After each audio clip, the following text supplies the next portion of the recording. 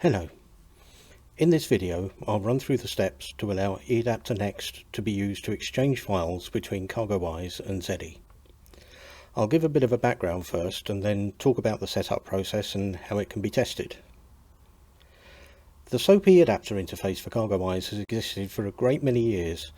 It's performed very reliably, but it has certain security and functionality limitations. It's now come to the end of its useful life and will be decommissioned at the end of 2026. Replacing it is eAdaptor Next, which is considerably more secure and because it's REST-based provides some useful additional functionality. Top of the list for me is the synchronous responses it provides.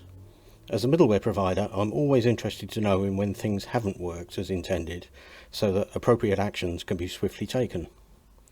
With the SOAP interface, a file containing a shipment, for example, could be sent into CargoWise where it would be queued for processing. If there was something wrong with it, such as an invalid organization code, the middleware would not find out about it. With eAdaptor Next, the files can be processed synchronously and the middleware can know immediately if there's an issue. It can then react appropriately, usually by sending an email to our admins so that they can investigate. From a security point of view, there's also big improvements. Connections no longer use simple user IDs and passwords, which can be discovered and abused. Instead, JSON web tokens are used. Now, if you don't know what these are, then you'll have to trust me on this one. All you need to know is that they're a lot harder for an attacker to exploit, so your business is that much better protected. So, there are a couple of documents you're going to need. The first is called How to Set Up EDI Client Details, and that one's available from CargoWise.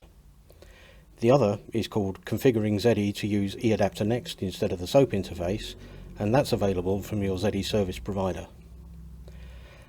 There are a number of steps that need to be completed by your service provider as well, so it would be a good idea to agree a date and time to do this with them. Within ZEDI, you'll have a trading partner that represents your CargoWise system. It might be called CargoWise, or it could be the name of your business. You'll first need to go into this and make a couple of additions, but first you'll see on the General tab a user ID for that partner. Now make a note of that user ID, you're going to need it later. On the Communications tab, set the communications method to local FTP. Don't worry, this isn't going to break anything. ZEDI was designed to communicate with trading partners in multiple ways simultaneously. You can now make use of the plus icon to add a couple of import rules. The first will be used to import files from a webhooks folder. If this folder doesn't exist, then it can be created and selected using the button to the right of the subfolder field. These will be the files that CargoWise sends into ZEDI. The second is to import files from a Universal Interchange Responses folder.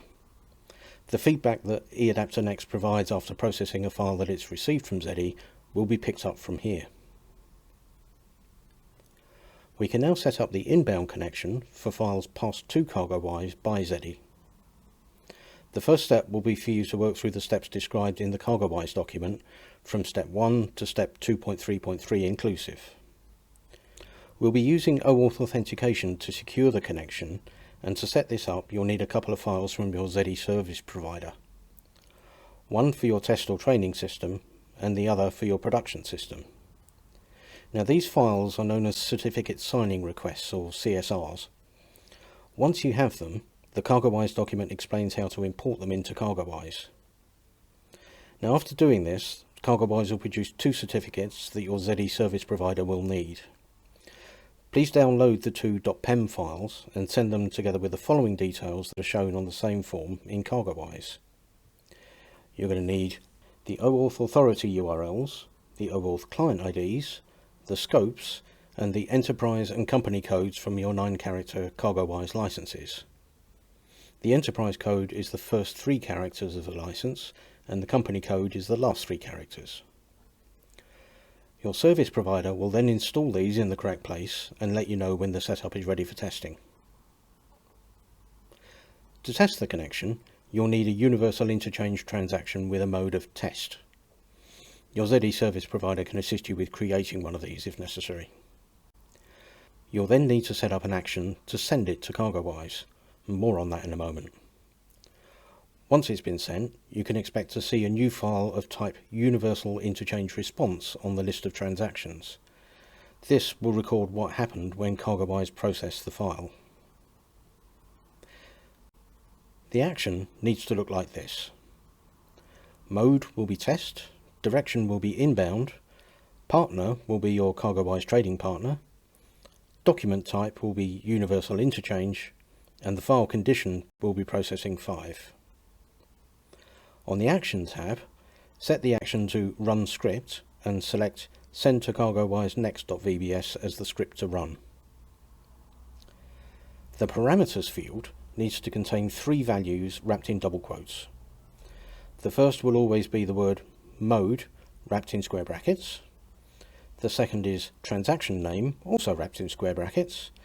And the third is the path to which the response files from CargoWise will be saved. This will be the user ID that you recorded earlier from the trading partner definition, followed by /test/upload/universal interchange responses. Once the new action has been saved, go to the Transactions page and change the condition of your test file to Processing 5. After a minute or so, you should see a Universal Interchange Response on the Transactions page. This will tell you what happened when CargoWise processed the file. Now in this case there were a couple of errors reported. You might like to set up, or ask your ZEDI service provider to set up, a validation action to check these response files as they arrive. They would allow you to receive alerts if CargoWise rejects anything. To set up the outbound connection so that CargoWise can send files to ZEDI requires some more information from your service provider. This will consist of the URLs CargoWise needs to connect to and the user ID and passwords it will use to log on. And basically you need a set of these, one for your test environment and one for your live environment. Your service provider will send this to you via a one-time link. Once you have them, please complete the steps from section 2.4 onwards in the CargoWise document. You'll need to set it up to use basic authentication, which is safe from a security point of view because the connection is going to be encrypted.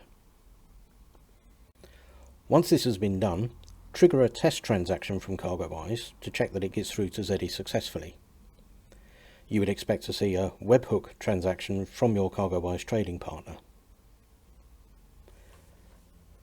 The data received from CargoWise will be in much the same format that would have been received if it had come via the SOAP version of eAdaptor. The main difference is that it will be wrapped in some additional XML. This will need to be removed so that the transaction can be processed as normal by your existing actions. To do this, set up an action that looks like this. The direction will be inbound, partner will be your CargoWise partner, document type will be webhook, and file condition will be original. In the Action tab, select Map the File as the action and set the style sheet to Extract eAdaptor Payload.xsl.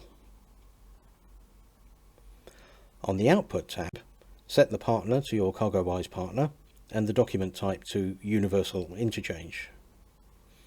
The existing actions designed to process Universal Interchange files from your CargoWise partner can then run as normal, although it's likely you'll need to change the condition selected by the first action, which is usually a metadata extract, from original to mapped. The certificates created by CargoWise are valid for 1 year and will need to be replaced before they expire. The person defined as the technical contact in section 2 of the CargoWise document will be notified when the certificate is close to its renewal date. This is described in detail in section 5 of the CargoWise document. When you receive one of these notifications, contact your ZEDI service provider and request new certificate signing requests, one for your test system and the other one for your live system. The procedure for installing them can be found under the heading Setting up the link from ZEDI to CargoWise in the document Configuring ZEDI to use eAdaptor Next instead of the SOAP interface. As always, if you run into any problems, then please contact your ZEDI service provider and they'll be happy to help. Thank you very much.